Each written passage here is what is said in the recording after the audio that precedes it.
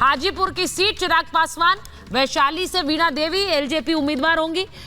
खगड़िया से राजेश वर्मा को टिकट मिला है। समस्तीपुर से शांभवी चौधरी को टिकट, जमुई से अरुण भारती को एलजेपी का प्रत्याशी बनाया गया है। तो जो सीटें चिराग पासवान को दी गई थी उन पर उन्होंने उम्मीदवारों का ऐलान कर दिया और हाजीपुर से चिराग ही हैं। अब मुझे जरा अजय जी बताइए, ये एक ऐसा दांव था जिस पर आप लोग भी शायद थोड़ी उम्मीदें लगाए बैठे थे कि चिराग पासवान और पशुपति पारस के बीच में अगर थोड़ी खटपट हो तो थोड़ा नुकसान हो जाए बिहार में, वो नहीं हुआ है, लेकिन चिराग पासवान आपको नुकसान पहुंचाएंगे? चिराग पासवान हमें कैसे नुकसान पहुंचा सकते हैं?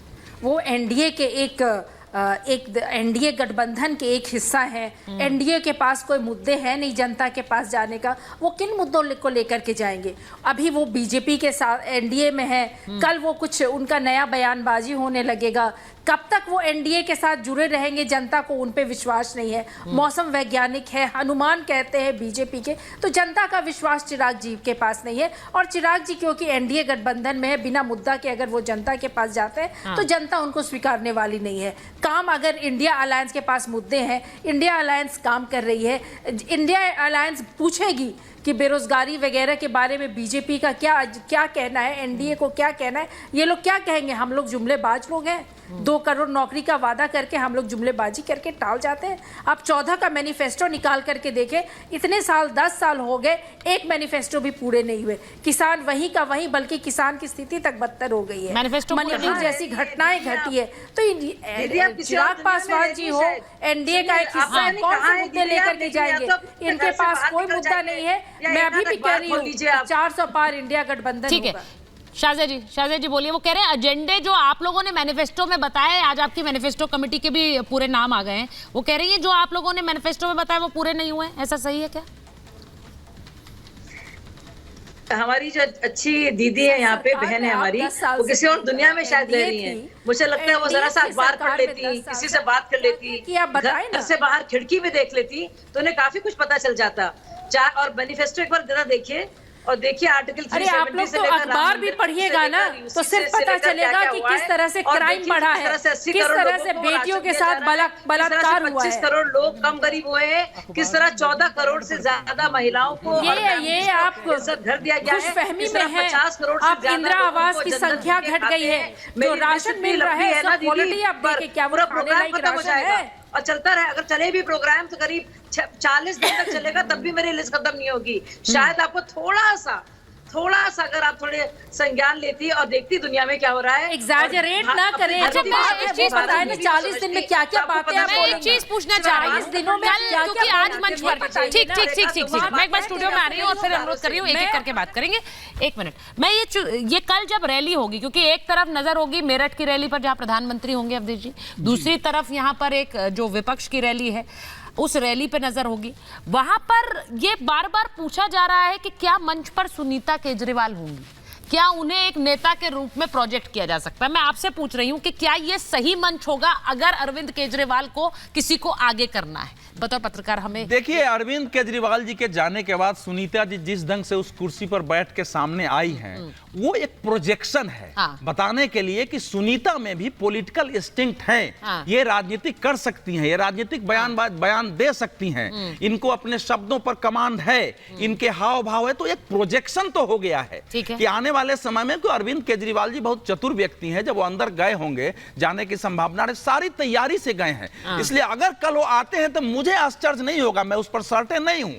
अगर उनको कल वहां या कल्पना सोरेन दोनों को वहां लाया जाए और उनका भाषण हो तो मुझे उसमें कोई हैरत नहीं होगी। लेकिन मुझे मालूम है कि INDIA में कांग्रेस के अंदर ही कार्यकर्ताओं में इस बात का विरोध है कि हमको अरविंद केजरीवाल का समर्थन है लेकिन हमको सुनीता का समर्थन नहीं है। तो वहां क्या होगा कहना कठिन। लेकिन एक दूसरी बात भी ध्यान दीजिए, कल जो वहां रैली हो रही है तो उसके मुद्दे क्या होंगे?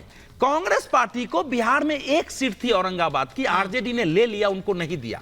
पप्पू यादव आए थे और पप्पू यादव मिलने गए थे आरजेडी के दोनों पिता पुत्र से और उनकी सीट पूर्णिया नहीं दी गई। अंत में वो कह रहे हैं कि या तो कांग्रेस दे या मैं लड़ूंगा।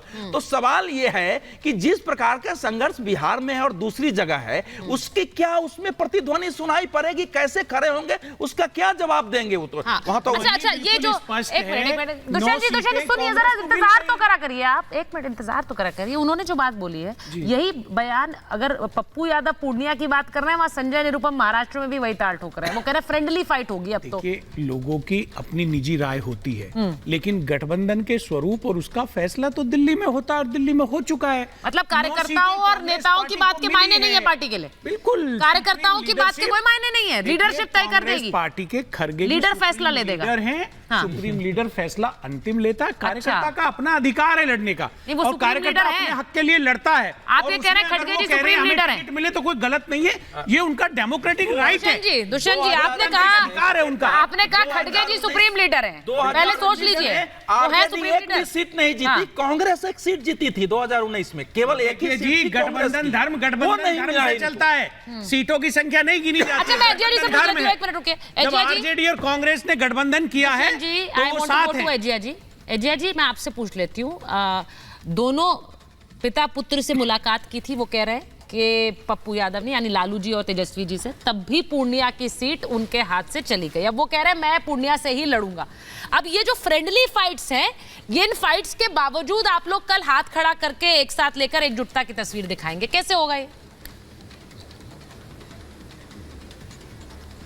देखिए सुचेता जी, कल जो ये लोग सारे विपक्ष इंडिया गठबंधन के जो दिल्ली में जुट रहे हैं, वो देश को बचाने के लिए जुट रहे हैं। जिस तरह से बीजेपी के शासनकाल में देश त्राही त्राही कर रहा है, हर वर्ग के लोग त्रस्त हैं, उन मुद्दों को लेकर के ये लोग दिल्ली में आ रहे हैं।